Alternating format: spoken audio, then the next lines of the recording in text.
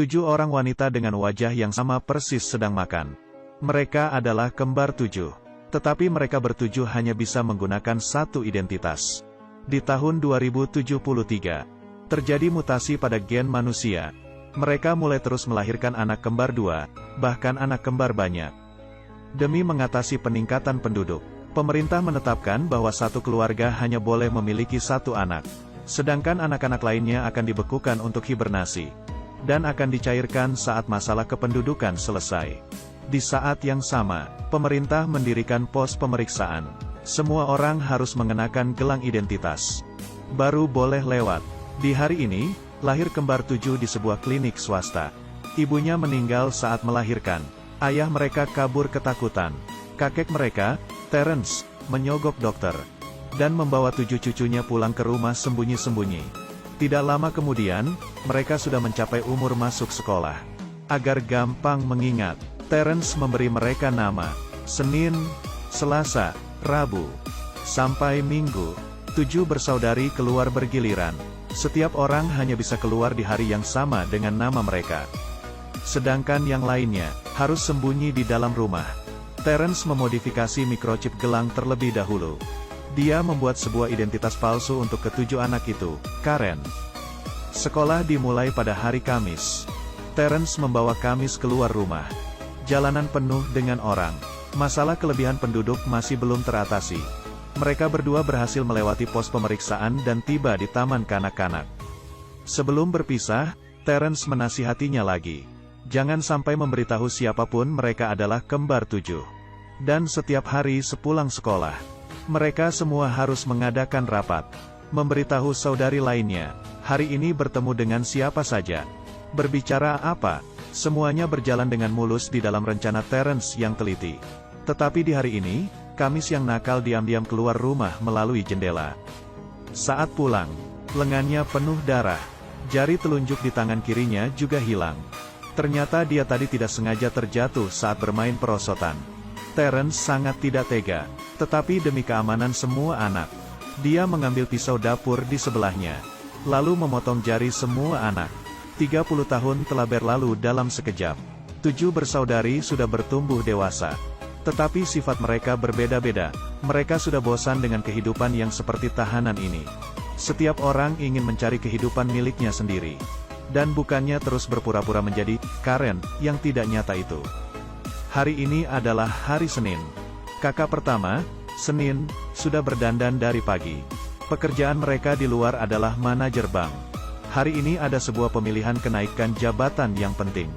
Di saat ini, Jerry, saingan mereka masuk ke dalam. Berkata dengan mengancam, "Aku sudah tahu rahasiamu." Malam harinya, Senin belum pulang untuk waktu yang lama. Posisi gelang juga tak terlacak. 6 bersaudari sangat khawatir. Jika terjadi sesuatu pada Senin, maka identitas palsu, Karen ini akan benar-benar hilang. Dan mereka tidak akan bisa keluar lagi. Keesokan harinya, mereka mengirim kakak kedua untuk mencari Senin. Dan di jalanan, petugas sedang melakukan pemeriksaan identitas mereka satu persatu. Setibanya di kantor, asistennya mengucapkan selamat kepada Selasa. Dia baru tahu bahwa kemarin dirinya naik pangkat.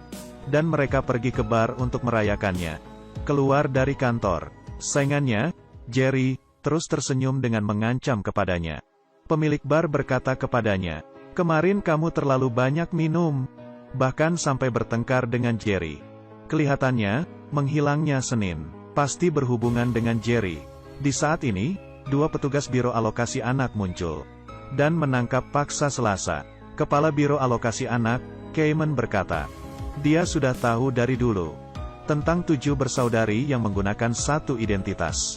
Selesai berbicara, dia menyuruh bawahannya mengeluarkan belati. Tidak lama kemudian, 3 orang pembunuh misterius muncul di depan rumah 7 bersaudari. Untungnya, gerbangnya memiliki sistem sensor mata. Tetapi tak disangka, si pembunuh mengeluarkan sebuah bola mata dan langsung membuka kuncinya. Mereka segera ditemukan. Kamis menyerbu dan memukul pingsan seorang pembunuh. 4 saudari lainnya juga bergegas maju. Setelah pertempuran yang sengit, 3 orang pembunuh gugur. Tetapi Minggu tertusuk pisau dan mati. Jumat menemukan bola mata yang digunakan untuk membuka pintu. Setelah memindai, mengetahui itu milik Selasa. Sekarang dari 7 bersaudari hanya tersisa 4 orang. Sabtu mengusulkan untuk kabur bersama. Tapi Kamis tidak setuju, karena di mana-mana ada pos pemeriksaan. Jika keluar bersama, pasti akan tertangkap hanya dalam 1 menit. Rabu terpaksa keluar sendiri, melanjutkan mencari petunjuk. Dia langsung menemui saingan mereka, Jerry. Tidak disangka, dia tidak mengetahui hal tentang mereka adalah 7 bersaudari. Yang dia tahu adalah Senin menggelapkan sejumlah uang.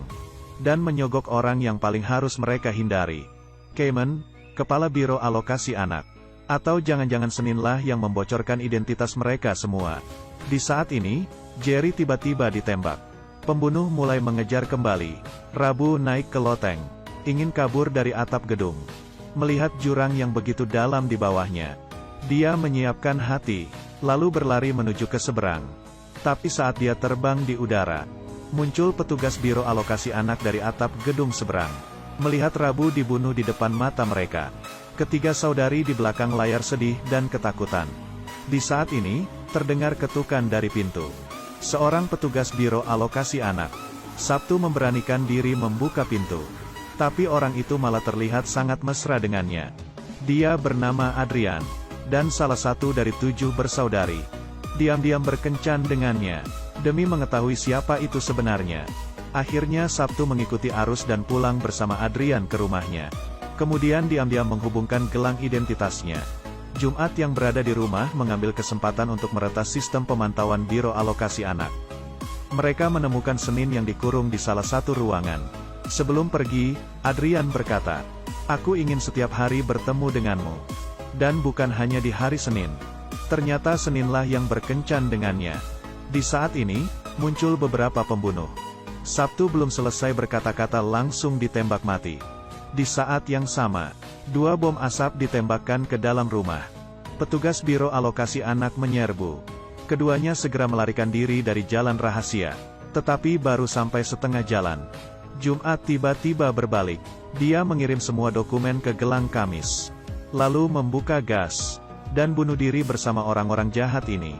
Karena selama 3 hari ini terjadi perubahan besar. Sudah membuat hatinya gundah. Kamis mengira Adrian yang membocorkan rahasia ini. Tetapi Adrian tidak tahu sama sekali bahwa mereka adalah kembar 7. Mengetahui bahwa Senin dikurung, mereka berdua segera bekerja sama. Dia berpura-pura menjadi mayat yang mau dibuang. Menyelinap ke kantor Biro Alokasi Anak. Saat ini seorang anak perempuan kembar sedang dalam proses pembekuan untuk hibernasi. Tetapi malah keluar api di dalam alat hibernasi. Ternyata rencana hibernasi beku hanyalah kebohongan.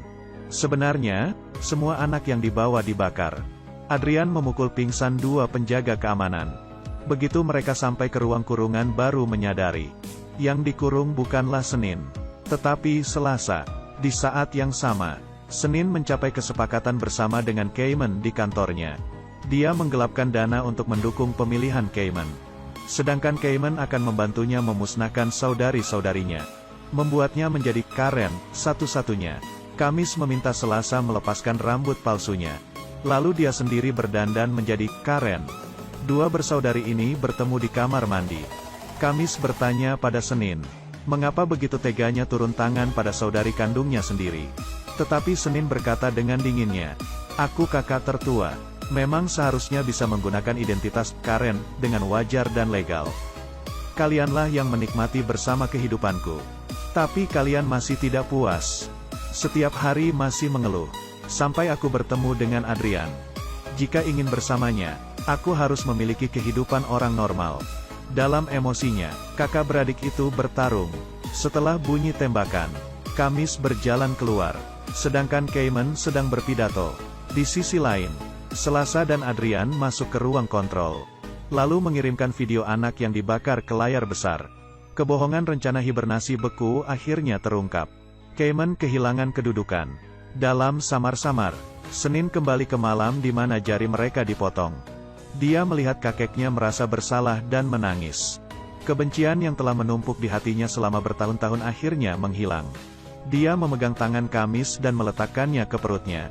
Memohon kepada adiknya, harus menjaga dengan baik kedua anaknya. Ternyata dia sudah hamil. Demi anaknya, Dia hanya bisa mengorbankan keenam saudarinya. Tidak lama kemudian, peraturan pembatasan kelahiran ditiadakan. Cayman dihukum mati. Kedua anak Senin juga dipelihara di ruang laboratorium.